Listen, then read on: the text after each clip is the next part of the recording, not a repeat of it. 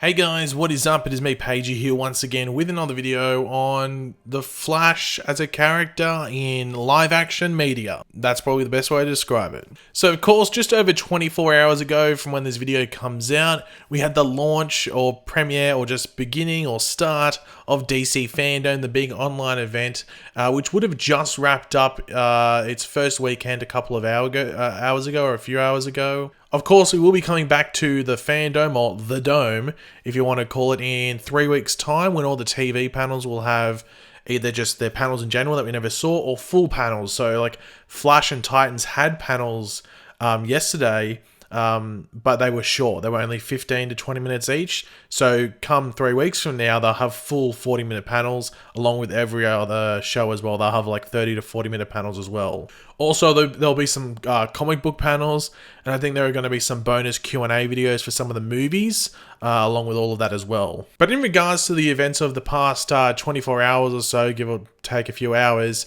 wow. That's probably the best way to describe it. Wow. And especially when we focus on just Flash-related stuff in both the TV and film realms, like they seriously dropped some bombs on us. Not bad bombs, the best type of bombs. Sugar bombs? I'm not too sure what the best type of bomb would be, but whatever it was, that's what they dropped on us. Anyway, we're going to go over it all. This all gets me very excited. I'm sure it'll get you excited as well if you're a fan of The Flash. Man, there's a good amount to talk about. But of course, throughout the video, be sure to let me know your various opinions in the comments section down below. What are your thoughts on all this? Does this get you excited? If so, what gets you excited specifically? Let me know in the comments section down below.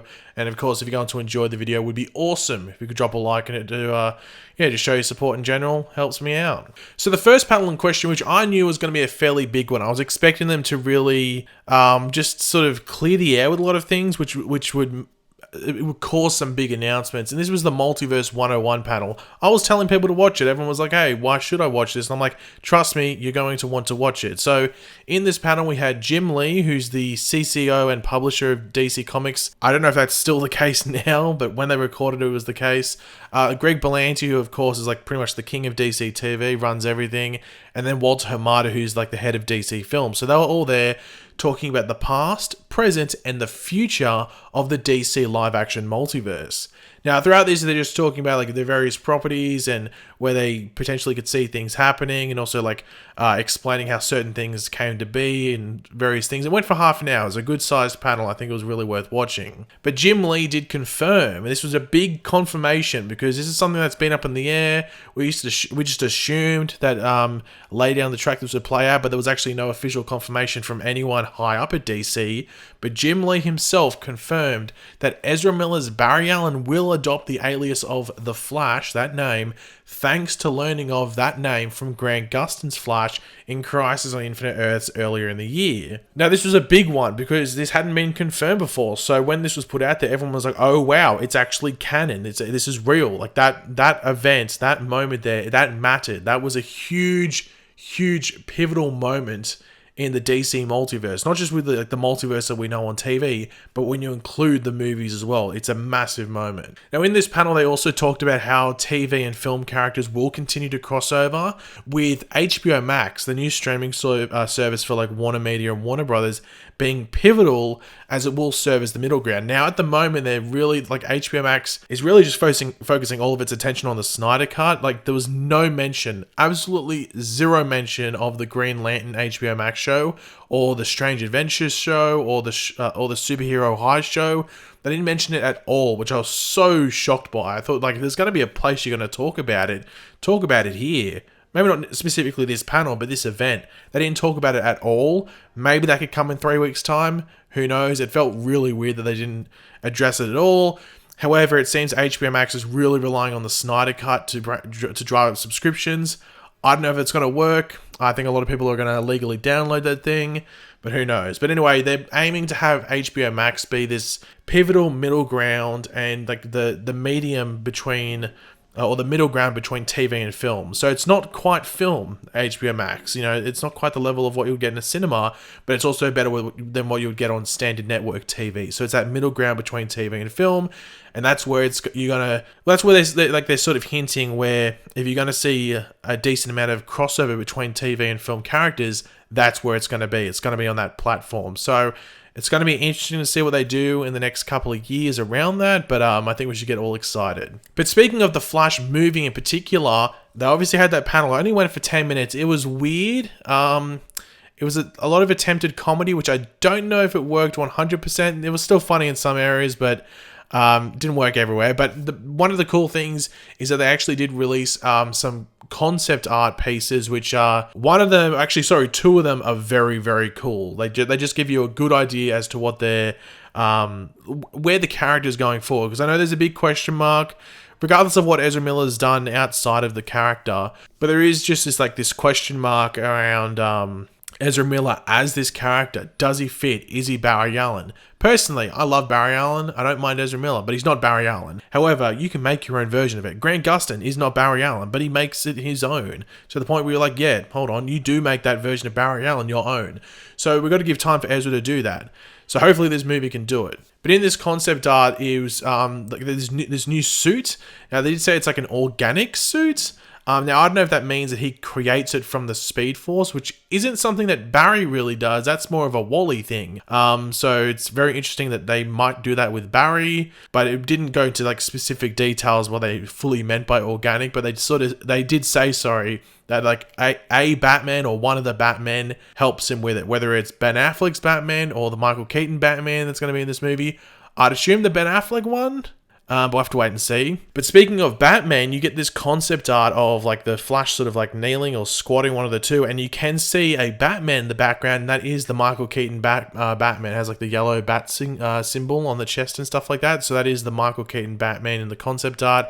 Looks really cool. The big talking point, which I don't think many people talked about straight away, but then after the pictures have been out for about 10 minutes, everyone was like, hold on, there's something different about these photos. And that is, of course, the lightning. It is yellow or yellow-orangey. It's no longer blue like we see with Snyder's version of the Flash. So they are moving on from that. A new suit isn't too surprising because they'd want to sell toys, obviously. But the change of lightning, they don't have to do that. But that's a choice that they want to do. I prefer this color lightning with the Flash. I didn't understand the blue lightning with the Flash, to be completely honest. I prefer just this because it's what I'm used to in regards to both the TV and the comic side of things.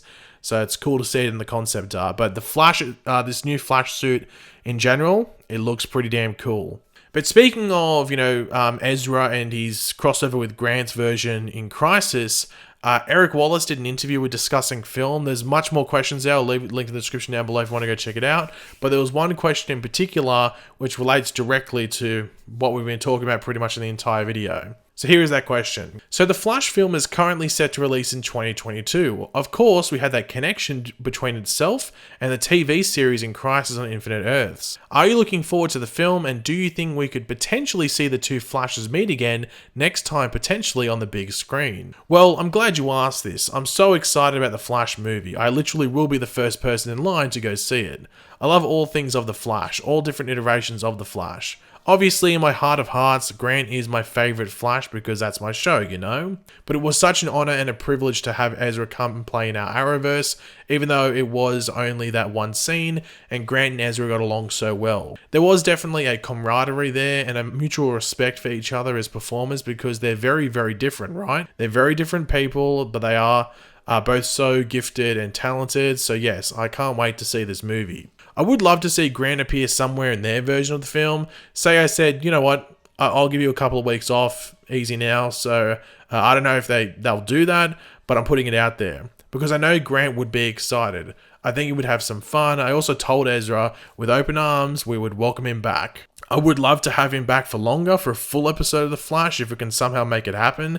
Schedules are so tough. He's a very busy man. He has not just the Flash franchise, but other franchises too. So I don't know how possible it is, but I do know it's not impossible because we proved it in Crisis when we saw the two Flashes together. So I'm going to be hopeful and I'm going to put that energy out there. Hopefully someday sooner rather than later, we will see those two Flashes of Ezra and Grant together. And for anybody reading the article, I am happy to help accommodate in any way possible. But so far, there have been no discussions about that. No.